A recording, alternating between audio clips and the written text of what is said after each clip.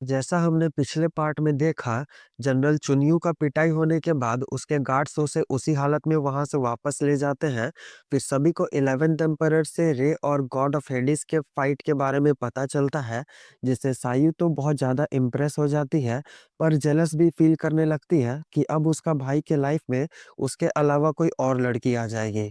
फिर रे का इंटरेक्शन फाइनली सायु के सेकंड सोल क्यूबी से हो जाता है, जिससे मिलने के बाद उसे पता चलता है कि उसका इंटेंशन सायू को चोट पहुंचाने का बिल्कुल भी नहीं है। ऊपर से उसके पास्ट लाइफ के बारे में भी पता चलता है।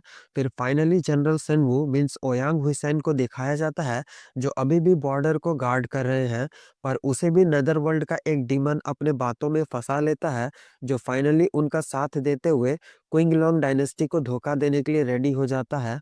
अब आगे रे अपने रूम के अंदर कल्टीवेट कर रहा था, तभी वो खुश होते हुए बोलता है, फाइनली हम true meaning of martial art को मास्टर कर लिए।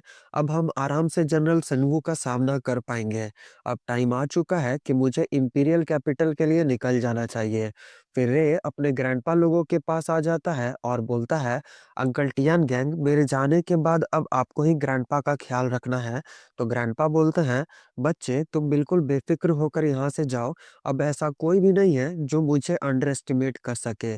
बस तुम्हें इस ट्रिप में अपना ख्याल रखना है और साथ ही सायू का भी। तो रे बोलता है, आप फिक्र बिल्कुल भी मत कीजिए, और हम थंडर पैलेस में भी जरूर एंटर करेंगे ताकि अपने फादर को ढूंढ सके। तो ग्रैंडपा बोलते हैं, हम इस खुशखबरी का इंतजार करेंगे। फिर रे एंड सायू बोट में बैठकर वहां से निकल जाते हैं, जहां से जाते हुए क्यूटी सायू बहुत सैड हो जाती है और पूछती है, भाई क्या हम लोग दोबारा आ पाएंगे? तो रे बोलता है, तुम फिक्र मत करो, हम लोग जरूर लौटेंगे और साथ ही हमारे फादर को भी लेकर आएंगे। ये सुनकर क्यूटी सायू भी जोश में आ जाती है, जो साथ देने के लिए बिल्कुल रेडी थी। फिर ये लोग एक जगह पे आ जाते हैं जहाँ सायू एक नदी के किनारे बैठी हुई थी। तभी रे उस रिवर से बाहर निकलता है और बोलता है, मैंने सोचा नहीं था कि ऐसा छोटे माउंटेन रेंज के पास इतना रिच एनर्जी और ये जैस्पर लोटस हो सकता है। पर तभी उस लोटस को देखकर क्यूबी के मन में लालच आ जाता है और बाहर आकर उसे छीनने की कोशिश करने लगती है। पर रे उस लोटस को उसके हाथ नहीं लगने देता और उससे बोलता है, ये तुम्हारे लिए नहीं है। ये सुनकर क्यूबी और चिढ़ जाती है। फिर रे सायू के पास आता है और बोलता है, सायू ये तुम्हारे लिए है। मैंने जो तुम्हें रिफाइनिंग टेक्निक दिया है, उससे इसे रिफाइन करो। इससे तुम्हारा सोल पावर काफी बढ़ जाएगा और साथ ही उस 9 स्टार बीड के ऊपर कंट्रोल भी। तो सायू पूछती है, पर भाई फिर आपके लिए? तो रे बोलता है, हम ड्रैगन प्लेस में ऑलरेडी काफी ड्रैगन एसेंस एब्जॉर्ब कर चुके हैं, जिस वजह से मेरा सोल पावर ऑर्डिनरी पीपल से काफी कई गुना ज्यादा बढ़ चुका है। इसलिए तुम मेरा फिक्र मत करो। ये सुनकर सायू खुश हो जाती है और उसे थैंक्स बोलती है। ये देखकर क्यूबी सोचती है, अब समझ में आया ये लड़की क्यों अपने भाई के लिए किसी भी हद को पार करने के लिए रेडी रहती है। काश मेरे पास भी ऐसा भाई होता तो कितना अच्छा होता। फिर रे सायू को छोड़कर रिवर के दूसरी ओर चला जाता है कल्टीवेट करने के लिए। तभी एक औरत मीन्स उजुकी की आंटी किसी से बचकर भाग रही थी, जिसे देखकर रे पहचान जाता है, पर कोई रिएक्ट नहीं करता। तभी भागते भागते उसका नजर रे पर चला जाता है। फिर उसके पास आकर बोलती है, रे उजुकी की जान खतरे में है, उसे प्लीज बचा लो। ये सायू भी सुन लेती है। तभी वहां दो लोग आ जाते हैं, जो रे को देखकर वहीं रुक जाते हैं। रोबोट बोलती है, ऑनर, ये लोग थर्ड प्रिंस किन्होंग के गार्ड्स हैं, जो इसका पीछा कर रहे हैं, और ये लोग टियानवू रेल्म के 6th लेवल पर हैं। ये सुनकर रे थोड़ा शॉक हो जाता है और सोचता है, भला किन्होंग के लोग इसका पीछा क्यों कर रहे हैं? जरा इनके मन की बात सुनाओ तो रोबोट वैसा ही करती है। तो रे सुनता है, ग्वांगली सोच रहा था कि अगर थर्ड प्रिंस का मैटर बाहर आ गया तो उनके लिए मुसीबत खड़ा हो सकता है, इसलिए मुझे किसी भी तरह इस औरत को मारना ही होगा। तो दूसरा वाला सोच रहा था, रे बहुत ज्यादा पावरफुल है, हम लोग उसका मैच बिल्कुल भी नहीं है। इधर उजुकी की आंट भी सोच रही थी कि रे ही अब आखिरी उम्मीद है उजुकी का, जो उसे उस बीस्ट किन्होंग से बचा सकता है, और हम उसे जान से मारने का कोशिश किए थे। ऊपर से उजुकी दोबारा से खुद अपने हाथ से इस एंगेजमेंट को भी तोड़ दी। क्या रे उसकी मदद करेगा? तो ये सुनकर रे सोचता है, अच्छा तो ऐसा बात है। वही किंगली बोलती है, रे उजुकी यहाँ से 20 मील दूर लीफ वैली में है, जिसके साथ किन्होंग जबरदस्ती कर रहा है। उसने उसे चीट किया। मुझे पता है कि तुम मुझसे नफरत करते हो, पर तुम्हें मारने की प्लानिंग में उसका कोई हाथ नहीं था। इसलिए आज हम अपने किए गए गलती को अपना जान देकर सुधार ले रहे हैं। प्लीज उजुकी को जाकर बचा लो। फिर खुद से बनाए गए आइस स्पाइक को अपने चेस्ट में घुसाने लगती है, जिसे रोकने के लिए रे आगे बढ़ता है, पर तब तक वो स्पाइक उसके चेस्ट के अंदर घुस जाता है, जिस वजह से वो जमीन में गिरते हुए बोलती है, मुझे रिग्रेट है कि हम तुम्हें उस दिन जान से मारने का कोशिश की है। अगर हम ऐसा ना किए होते, तो आज तुम और उजुकी साथ होते, पर अब हम आराम से मर सकते हैं, बिना किसी फिक्र के।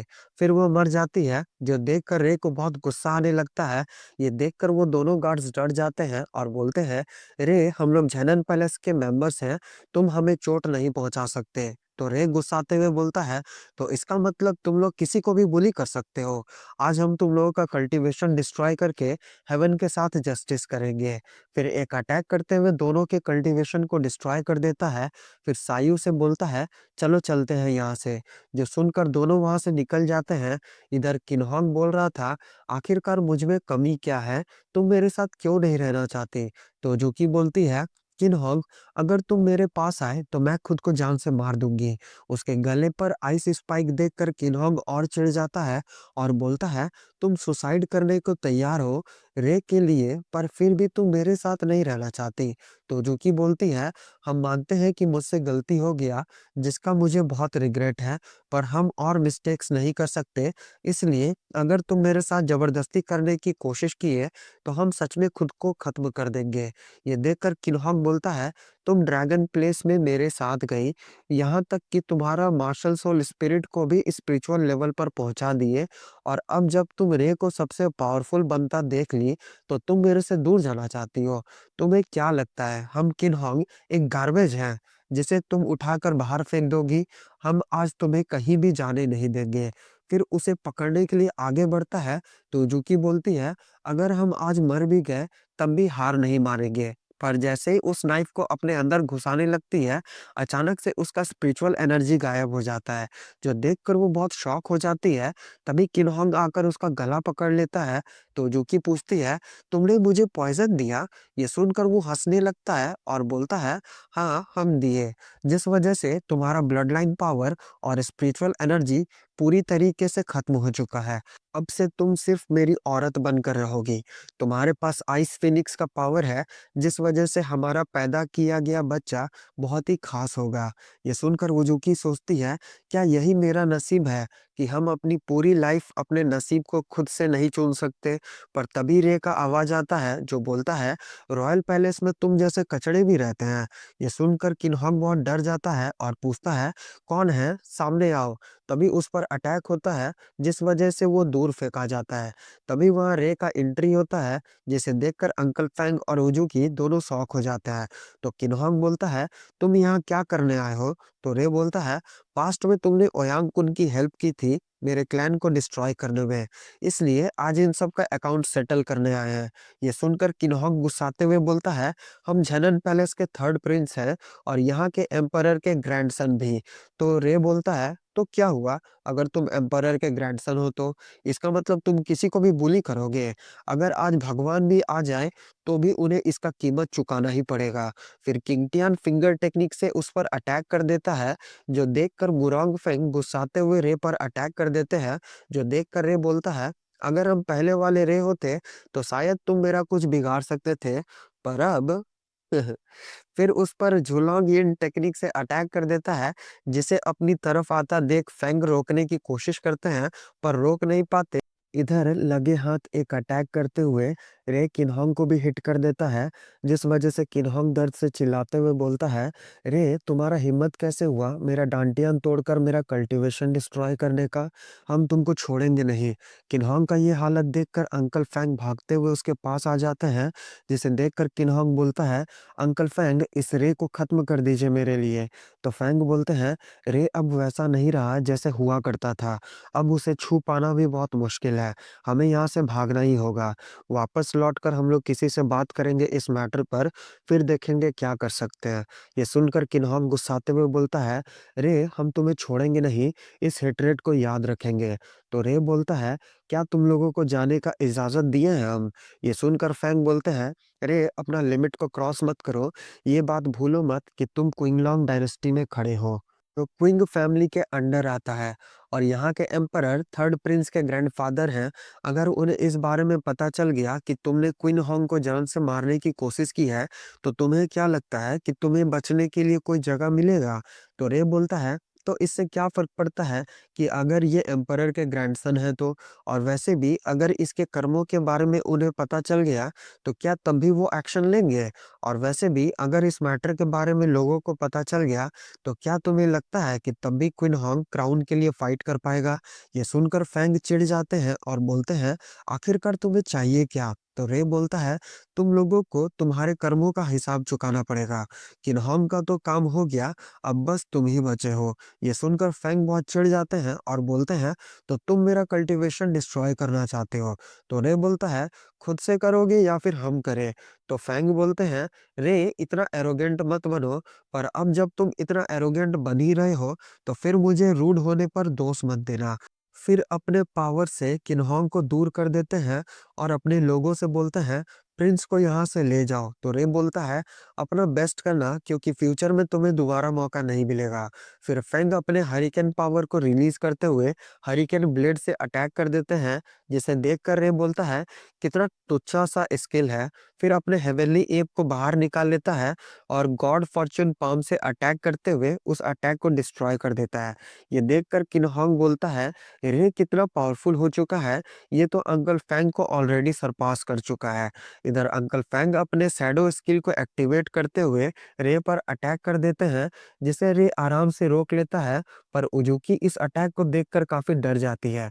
तो क्यूटी सायू का भी सेम हाल था, पर किन्हॉन्ग बहुत खुश था। वो बोलता है, uncle Feng already wind power के true meaning of martial art को मास्टर कर चुके हैं, उनके बराबरी में ऐसा कोई नहीं है जो उन्हें हरा सके।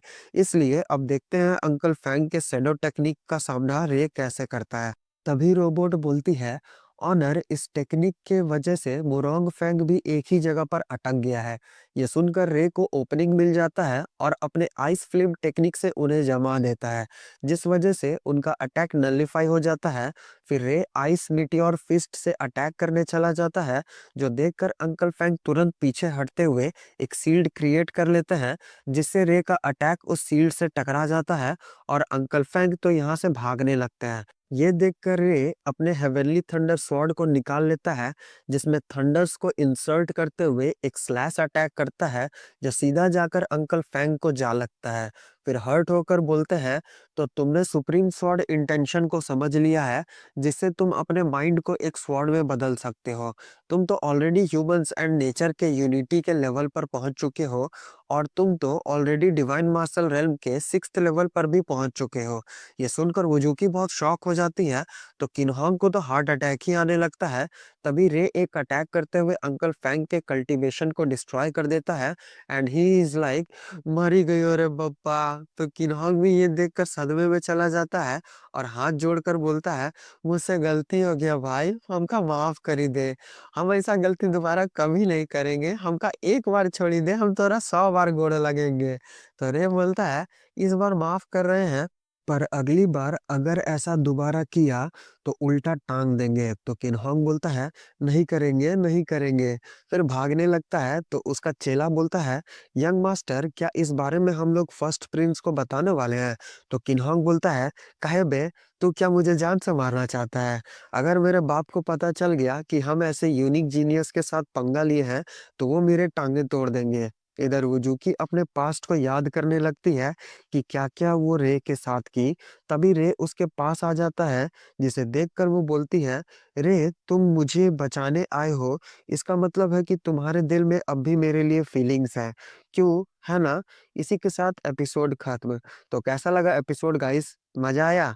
बताइएगा ज़रूर। चलिए मिलते हैं कल। Bye bye.